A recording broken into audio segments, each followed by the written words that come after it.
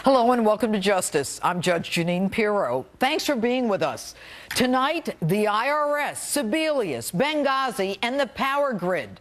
But first, the Nevada ranch standoff where the feds have been battling local rancher Cliven Bundy in a struggle between a cattle rancher and the federal government. For more than a century, the Bundy family's cattle have grazed in the Nevada desert, earning them land use rights on public lands. But a federal judge has ordered them to pay grazing fees. This week, 200 armed federal agents surrounded Bundy's ranch and began deporting his cattle. They tased his son. They knocked down his sister, ostensibly to protect desert tortoise. The Bureau of Land Management, though, wasn't created until half a century after the Bundy family cattle started grazing there. A confrontation was ginned up this week as cattle ranchers, farmers, and self-described militia groups supporting Bundy swarmed the area. The protesters were then threatened by heavily armed federal agents. Joining me now, William LaJeunesse, who's live from Nevada. William, big developments today. Tell us what happened. Well, you know, Judge, this is not the result many of us expected. As of last night with a conference call with the BLM, they were going strong. They were seizing his cattle, about 400. They had knocked down corrals, knocked down fences, taken out water tanks. And then this morning at 9 a.m., as people gathered behind me, the BLM abruptly said it was stopping operations. It was pulling out. That was unexpected. They said they were doing that for the safety of their own employees as well as the public. Because, of course, you mentioned those confrontations earlier in the week. And, of course, we had a lot of armed militia out here. And they said basically they were backing off. But there's one thing they didn't do. They didn't offer to give Clive Bundy back his cattle. And he stood there at 9 a.m. right after that, and he said, listen, I'm going to give them 1 hour, and if they don't give me back my cattle, we're going to go down to that corral and we're going to get them. And that's exactly what they did. And there was this huge confrontation on Interstate 15. 200 to 300 protesters stopping traffic southbound, and then the Highway Patrol shows up, local police show up, and there is literally a confrontation. I will say an armed confrontation, because some in law enforcement had their guns out, and some on the private militia, or rather the citizens militia, if you will, they had their guns out as well. We have pictures of guys in a sniper position looking through their sights.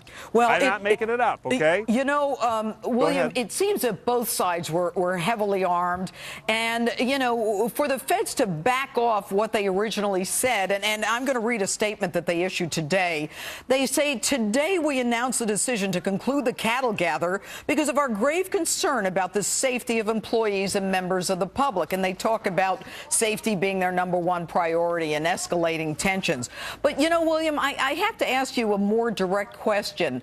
Do you think, William, that the feds blinked here? What I believe is they miscalculated and misjudged the response that was going to come down. So some of the protesters went to get the cattle out. They were rebuffed, and the negotiation was taking place. And indeed, the BLM released the cattle, again saying for public safety reasons. And then the cattle showed up down at the river about 30 minutes later, all real happy.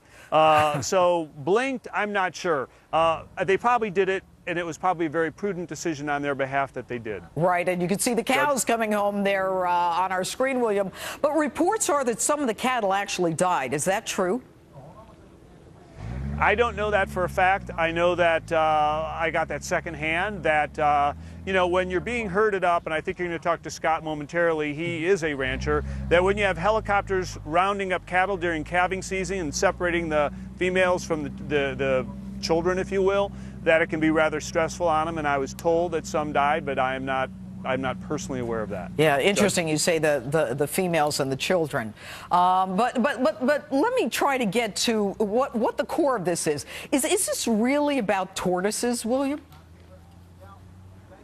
Well, I tell you what I think it is for a lot of the people here. Whether these are a lot of rural people, and they have a lot of things in common, and I think they see their livelihood and their lifestyle threatened or under assault, and some blame an overbearing federal government. So whether you're in the timber industry and the federal government been closing roads, you're in farming and you're worried about your pesticides and you can't use GMO. You know, in your ranching and they got to say the cattle is going to hurt the Delhi sandfly or the pygmy owl or something like that. And so they have these things in common. At least that's one of the things I heard doing interviews today. Well, but you know, it's kind of curious because in 1991, that same Bureau of Land Management, William, called for euthanizing the tortoises. And it seems kind of hypocritical that the same Bureau would now claim to protect them when they were resolved not that long ago to kill them. But let me move on from that. Did they really have a corral for the protesters where they had to stand? Yeah, there were the BLM, and they took this down within 24 hours because people laughed at them, and they actually put up signs saying the First Amendment is not an area, if you will. But they had like a 30 by 30 area with the kind of orange crime tape around it, and said, "This is your area where you're going to speak." And of course, these people totally ignored it. And after 24 hours, even the governor said that's laughable, and they pulled it. All right, Judge. William, thanks so much. Joining me now, Bundy family friend Scott Hagman. Scott, are you there? Yes, I am. All right, Scott. Can you tell us how I'm a fan of your show. I'm sorry? I'm a fan, big fan. Oh, thank you. Thank you. How is the Bundy family doing tonight? They're under a lot of stress, almost like kind of like shock in a way. They've been through a lot. The outcome today was a huge relief to them. So as you can imagine, they're trying to get some rest right now, and I'm just happen to be the one here speaking for them. Well, Scott, you know, I understand that you have been friends with this family for the better part of 20 years. Can you tell us a little about them? Yes. Cliven's just been a hard-working man. He's raised some good boys. They're just good men. They're good Americans. They're just normal, good men. Cliven started out in this, and we did this in '93 also. And we won that time. What did you do in '93, Scott? We left the cattle out here. They tried to gather the cattle before. Right. So he's been down this road before. What he came to was a hard spot. He believes that it's wrong what's going on. What's going on is wrong. It's just wrong. And he would not sit down. He stood up then. He stood up for over 20 years now. He's never backed down. His boys have never backed down. I'm proud of all of them. And they brought this solution to this head now that we can have this discussion and move forward here. And he set an example for all of us that if good men just stand up and remain standing, we can change a lot of things in the federal government. The federal government right now is just out of control. Why do you think, Scott, that the federal government is even doing this?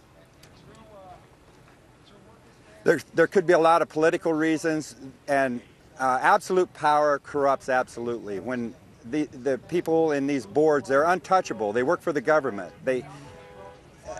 They're really hard to deal with. They believe that they own the ground, and they're able to manage us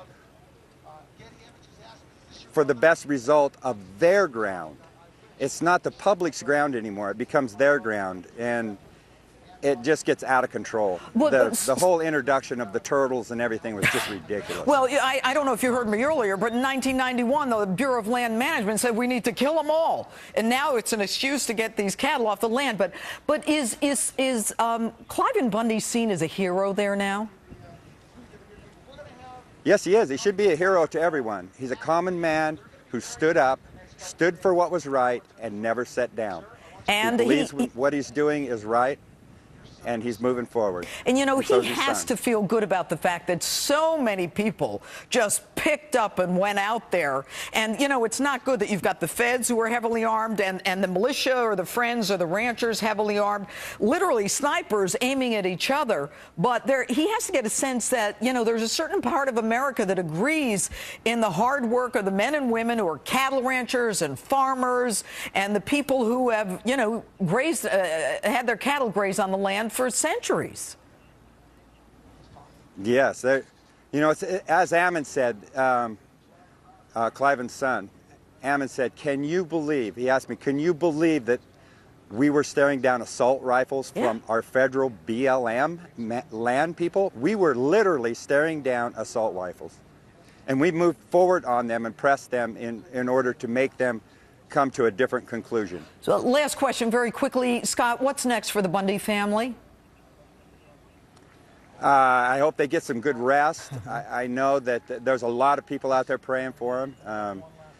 They need strength right now, and they need some good representation as far as how they're going to be able to keep their cattle and get right with the government, or not right with the government, but right with the county and right with their neighbors here in Clark County. That's All what they right, need to Scott. do, and that's what they intend on doing. All right, Scott, you know, you really have to give him a lot of credit. He's been under the gun, so to speak, for more than 20 years on this.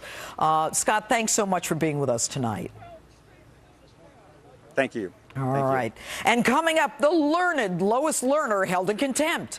Could she finally be forced to face the music and vote in tonight's Insta poll? Who should we deport from Nevada? Cattle or illegals? Facebook or tweet me at Judge Jeanine. We'll read your answers later in the show. Rolling, rolling.